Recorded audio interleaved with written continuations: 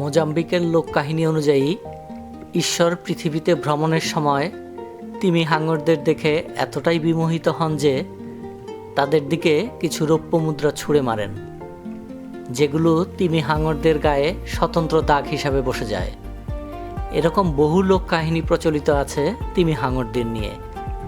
তিমি হাঙরকে ভয়ঙ্কর প্রাণী হিসাবে দেখিয়ে বহু চলচ্চিত্রও আছে, কিন্তু সত্যি কথা হচ্ছে বিশালাকায় এই হাঙরগুলো এখন পর্যন্ত পাওয়া সবচেয়ে বড় হাঙর। আমাদের আঙ্গুলের ছাপ যেমন স্বতন্ত্র, তেমনি এদের গায়ের সাদা দাগগুলো স্বতন্ত্র। তাই দাগগুলো দিয়ে প্রতিটি হাঙরকে আলাদা করে চেনা যায়। তিমি হাঙরদের পাখনা মানুষের কাছে খুবই দামি বস্তু, তাই মানুষের জন্য এরা যতটা না ভীতিকর, মানুষ এদের জন্য ততটা ভয়ের। কারণ শিকারীদের লোভের কারণে প্রায় বিলুপ্ত হওয়ার পথে এই প্রজাতি।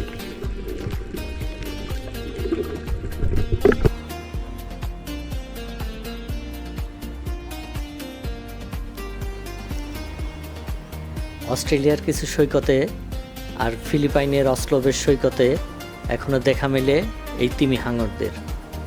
আর তা দেখতে সারা পৃথিবী থেকে পর্যটকরা ভিড় করে অসলোবের সৈকতে। আর অসলোবের একটি সংস্থা পর্যটকদের হোয়েল শার্ক দেখার ব্যবস্থা করে দেয়। এখন সবে মাঝরাত, দর্শনার্থীরা এখনই আসতে শুরু করেছে, কারণ লাইনে এগিয়ে থাকতে হবে। খুব ভোর থেকে সকাল 9টা পর্যন্ত তিমি হাঙর দেখার ব্যবস্থা করা হয়। এরপর বাকিদের ফিরে যেতে হয়।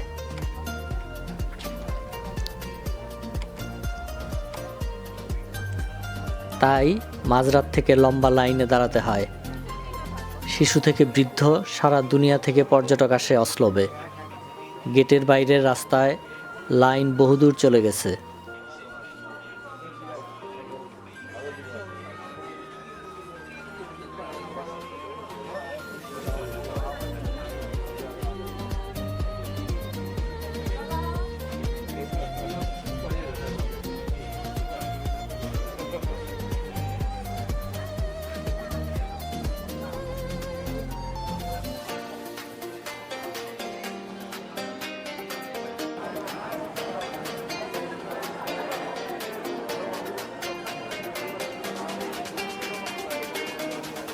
ভোর 5টায় গেট খুলে পেমেন্ট করে সিরিয়াল নাম্বার নিতে হয়।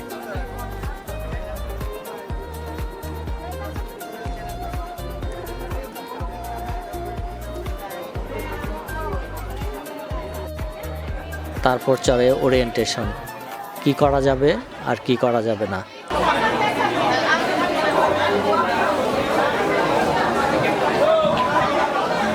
Good morning, everyone. Welcome to Tanawan of Cebu.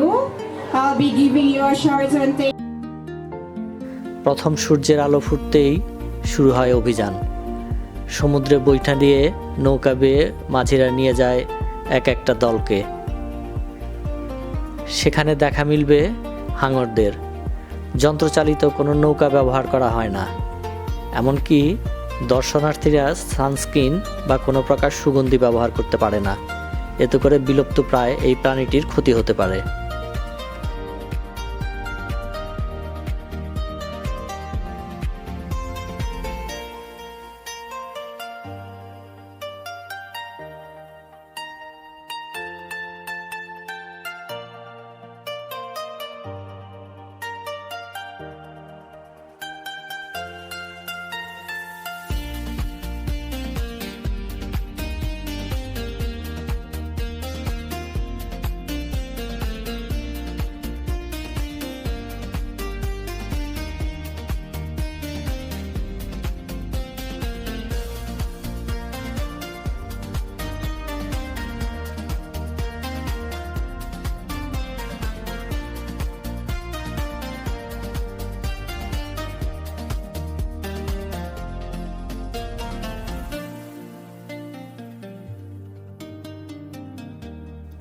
হাঙররা দল বেঁধে চলে, আর একটা দলকে দেখতে পেয়েই নৌকা থেকে নেমে গেলাম পানিতে। ওয়াও, সে এক অভাবনীয় দৃশ্য। পৃথিবীর সবচেয়ে বড় প্রজাতির হাঙর আমার ছুঁয়ে দেখার দূরত্বে।